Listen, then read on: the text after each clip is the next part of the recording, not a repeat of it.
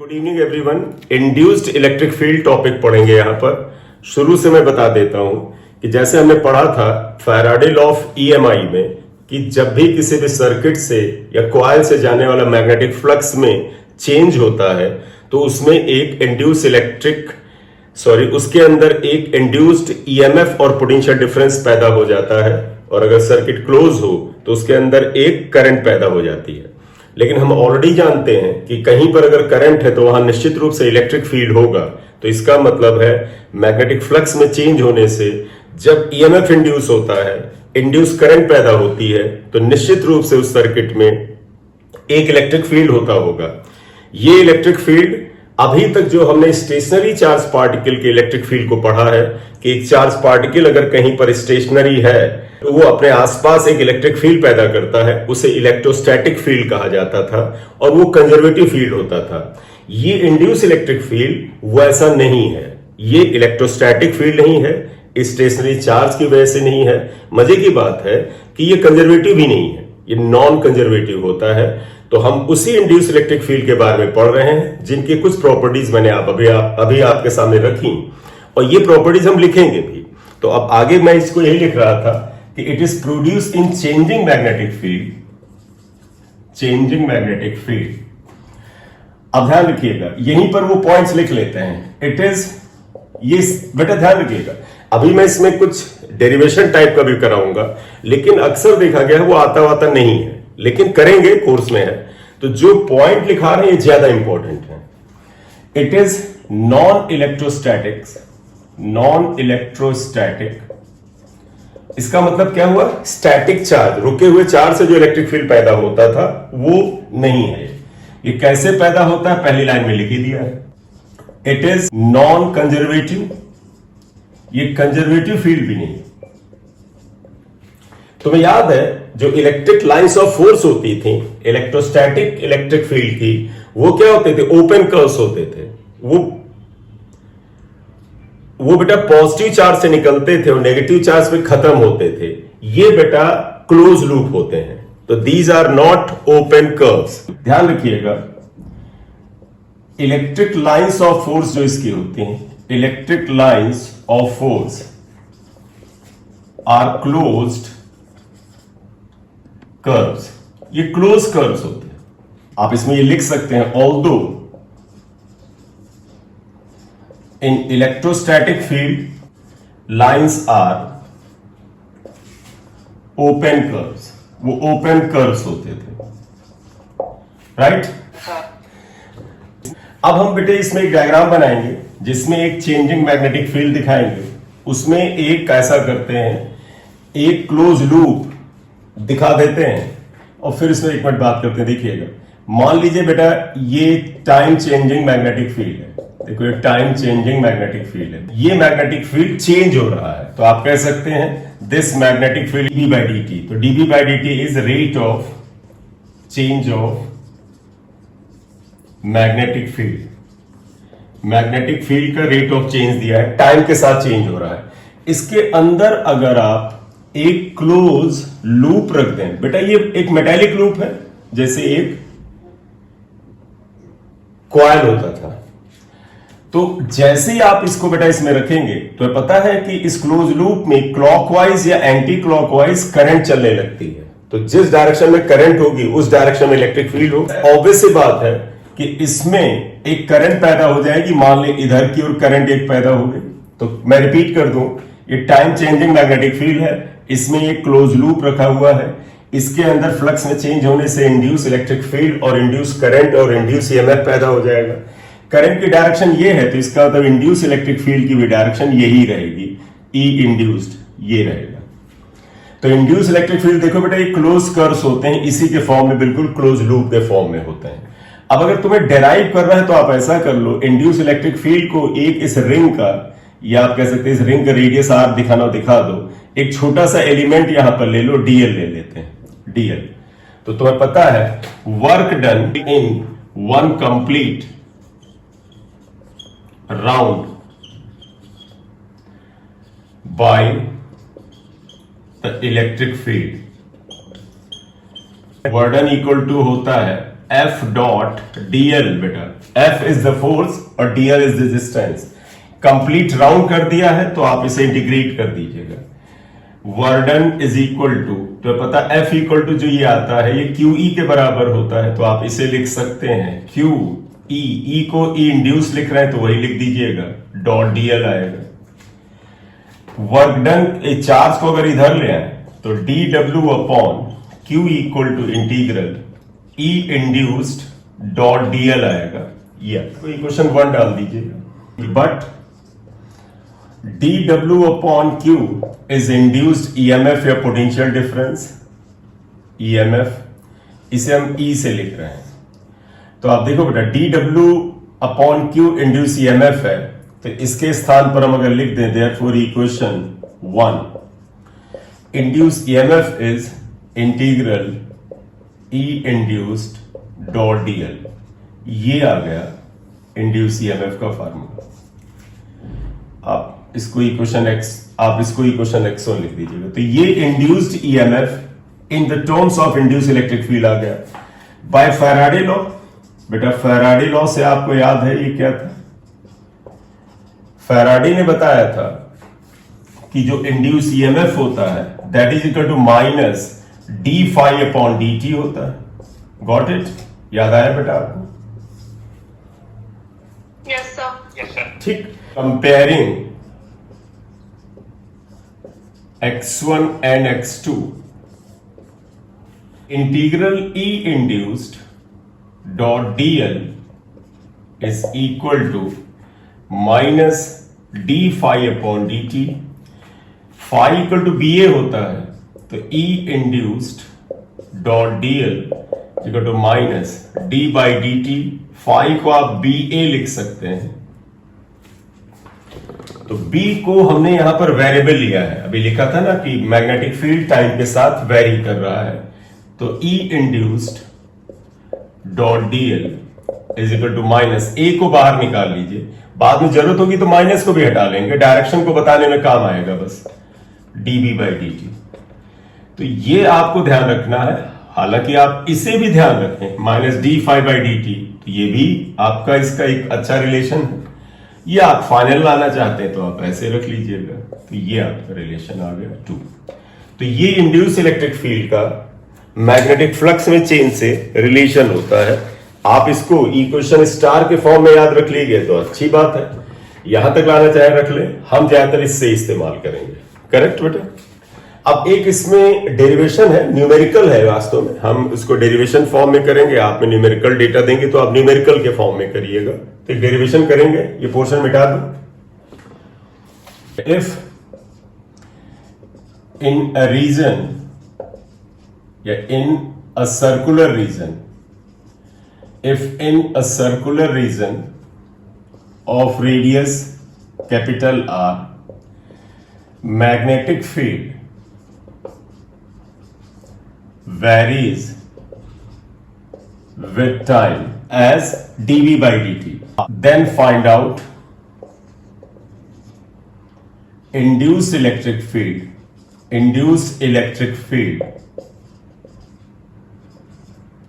at distance r from the center O of the circular region.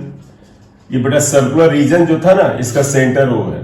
Circular region number 1, r is greater than capital R, number 2, r is less than capital are.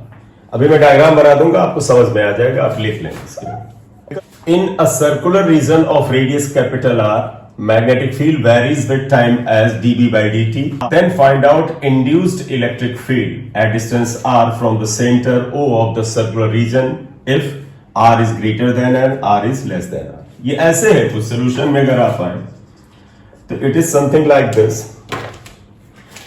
बेटे देखिएगा, एक ये circular region है, ये इसके अंदर ही magnetic field very कर रहा है। ये जो मैग्नेटिक फील्ड मैं क्रॉस से दिखा रहा हूं ये सिर्फ इतने स्थान पे है, इसके बाहर नहीं है बेटा, आपने इतना बाउंड्री बना दिया है। तो पहले केस में इन्होंने कहा है, आप रेडियस इधर चाहे दिखा दें, ये रेडियस आर था, इन्होंने कहा सेंटर ओ से आर डिस्टेंस पर इलेक्ट्रिक फील्ड बताइए इंड्यूस इलेक्ट्रिक फील्ड बताइए। आर ये है, ये इट इज आर। पहला पार्ट में देखिएगा r is greater than r, इसीलिए मैंने इस आर को इससे बड़ा लिया।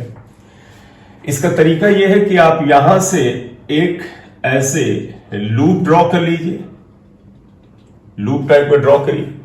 इस लूप पर जो इंड्यूस इलेक्ट्रिक फील्ड हो, बेटा समझो एक सेकंड, लूप पर इंड्यूस इलेक्ट्रिक फील्ड तो क्लोज सर्किल्स के फॉर्म में होगा।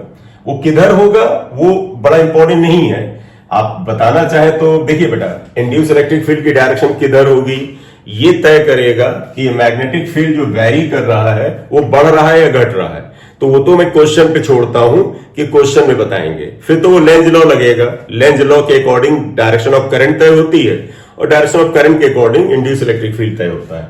मैं यहां एक छोटा सा रीजन लूंगा, मान लो इंड्यूस इलेक्ट्रिक फील्ड ई इधर है, ई इंड्यूस्ड, ये छोटा सा पोर्शन डीएल है, दोनों हमने पैरेलल ले लिए। इस स्थान पर इसकी वजह से कुछ मैग्नेटिक फील्ड होगा, तो आप, मैं एक मिनट लिख रहा हूं, कोई आपत्ति हो तो दर्ज कराइएगा। आप ऐसे लिखोगे, देखो E induced dot DL is equal to minus, वो वाला फॉर्मूला लगा लेते हैं, थोड़ा समय बचेगा, A dB by D T. DB by D T इन्होंने ऐसे दिया, ऐसे ही पढ़ा रहने दे सकते हैं। अच्छा, जो हमने इसके पहले इक्वेशन लिखी थी उसमें ये जो इंटीग्रेशन था, आप इसको क्लोज इंटीग्रल बना सकते हैं।